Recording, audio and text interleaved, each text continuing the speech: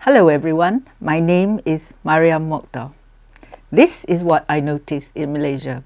In politics, the young people who wish to make a difference, to change things for the better, are not allowed to gain experience, to thrive and to flourish.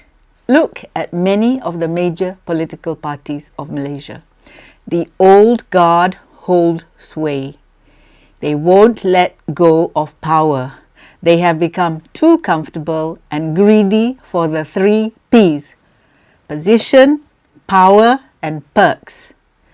It doesn't matter whether they belong to Bersatu, PAS, UMNO Baru or PKR. Many are clones of the original seed UMNO, which later on became UMNO Baru. As far as I can see, Syed Saddiq was one of the young hopes of the future. He was the most prominent face of the younger politicians. So it's very convenient for some to get him out of the way, isn't it? Anyway, of course, this is wrong, but you must fight. You the rakyat, you must fight to have your rights restored and fight to have justice restored. Last week, the hopes of many Malaysians for a better, a reformed and a progressive nation committed to serving all parts of our diverse community without fear or favour died when the MP for Muar, Syed Saddiq Syed Abdul Rahman, was sentenced to 7 years jail, 2 strokes off the rotan and a 10 million ringgit fine. I know, and you know, it's very excessive. This was after the Kuala Lumpur High Court found him guilty of 4 charges of criminal breach of trust, CBT, misappropriation of property and money laundering linked to, I think it was 1.12 million ringgits of Bersatu youth funds. So, has all hope gone? Tak ada lagi harapan, ya? Or are we experiencing a temporary setback? I think it is the latter. I think it's just a temporary setback. There is still a lot of hope left and we must not give up on MUDA, the party that Syed Saddiq founded in November 2020. Nor should we give up on Syed Saddiq himself. The former Youth and Sports Minister may have been politically naive in his youth, but tell me, who does not make mistakes when they are young? I certainly did. Cozying up to former Prime Minister Dr. Mahathir Mohamad and having dinner with the controversial Indian fugitive Zakir Naik didn't do Syed Saddiq any favours. Those who think that Syed Saddiq is a poor judge of character should recall how another person who is now in power was also accused of the same inability to assess other people's motives. Those who have been accused of worse things walk free. So it was a dark day for Malaysia because Syed Saddiq's particularly harsh sentence now raises profound questions about our judiciary. High-profile politicians and their spouses have been fully acquitted or awarded a discharge not amounting to an acquittal, DNAA, for sums that make Syed Saddiq's 1.12 million ringgits look like kacang putih only. Naturally, taking 1 ringgit 20 cents or 120 ringgits or 1,200 ringgits of money, which is not yours, is wrong. Of course it's wrong. But those who have had their hands in the till since before Syed Saddiq was born have been allowed to escape. Why? And that is the reason why giving or handing Syed Saddiq this grossly excessive punishment will only serve to make him a martyr. It is disingenuous for the Deputy Public Prosecutor Wan Shahruddin Wan Dadin to urge for a deterrent jail sentence when most of us know where the problem lies. Moreover, Malaysians are well aware of how this country is governed and that Malaysian politics is toxic. Syed Saddiq rejected the Sheraton political coup and displeased former Prime Minister Muhyiddin Yassin. Syed Saddiq has the youth behind him. He is charismatic, he is articulate, and he is good looking. The same cannot be said of Ahmad Faisal Azumu Bersatu's number 2.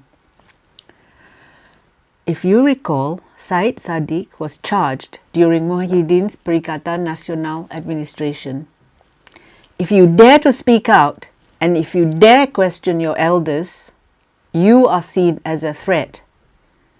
This is the old guard from all the political parties. From our observations, the people who occupy the Prime Minister's seat demand absolute loyalty.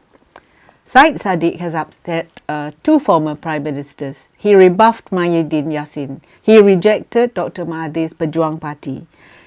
And then he questioned Deputy Prime Minister, the current Deputy Prime Minister, Ahmad Zahid Hamidi's DNAA last September, and he withdrew his support for Prime Minister Anwar Ibrahim's coalition government. So he's upset 3 Prime Ministers.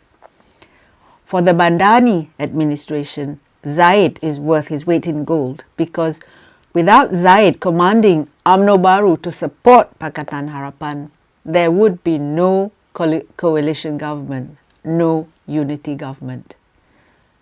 And you tell me, yeah, what is MUDA to the Madani administration? It is only a minor party, a mosquito party, and that may explain why attempts by MUDA to have discussions with PKR and Harapan came to nothing.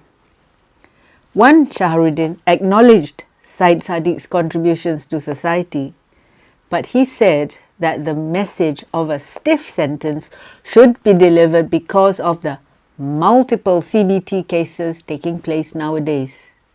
Well, whose fault is that? Who allowed the sharks in the political world to escape scot-free? Not just in the world of politics, but also in the civil service and the GLC. What happened to the law enforcers? It's not our fault. These people, the law enforcers, they didn't do their job. The DPP also said, we, the prosecution, pray that the accused, this is Syed Saddiq, after serving his sentence would come out as not only a better individual but also a better politician and a better member of society. He, Syed Saddiq, he is young and there is plenty of time for him to change his ways, and may he repent over the offence committed. Did they demand the same of the handful of corrupt politicians who were successfully convicted and punished? If the DPP truly wanted an effective deterrent, then they should demand stricter enforcement without fear and favour, and perhaps 3/4 of the politicians in Parliament would now be languishing in jail. It took years, for the convicted felon Najib Abdul Razak to be tried. All of his former cabinet members protested his innocence. Do you remember that? Yeah? And they weaved the fairy tale about the Arab prince. That is why MUDA remains our hope for the future. Syed Saddiq apologized and stepped down as president of MUDA whilst he clears his name. None of the old guards have that sort of integrity. Najib never apologized for stealing taxpayers' money. Mahathir has never said sorry for dividing the nation. In the past, many corrupt senior politicians, they feigned, they pretended to be sick, or they ran away to Mecca to escape our scrutiny when media attention on their corrupt activities dominated newspaper headlines. And today, these men and women have climbed up the greasy pole of society and politics to make up for lost time. But Syed has been made an example of a corrupt money laundering MP whilst the real sharks are allowed to flee. So, was Syed Saddiq's charge and sentencing a stitch-up from the time he upset former and current Prime Ministers? When all the heavyweights gang up on Syed Saddiq, you know that he is doing the right thing. But you know what? He will bounce back. And don't dismiss MUDA because its leaders are committed to a progressive Malaysia. I urge you to engage with them. Talk to their acting president, Amira Aisyah Abdul Aziz. Learn about their vision for Malaysia. I have.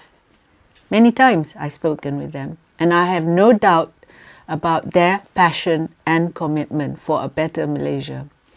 They represent the change we need for Malaysia's survival. They carry our hopes for the future. Thank you for listening. Speak to you soon. If you like my videos, please press like and subscribe to my YouTube channel. Please also visit my Patreon channel if you wish to sponsor me. Thank you.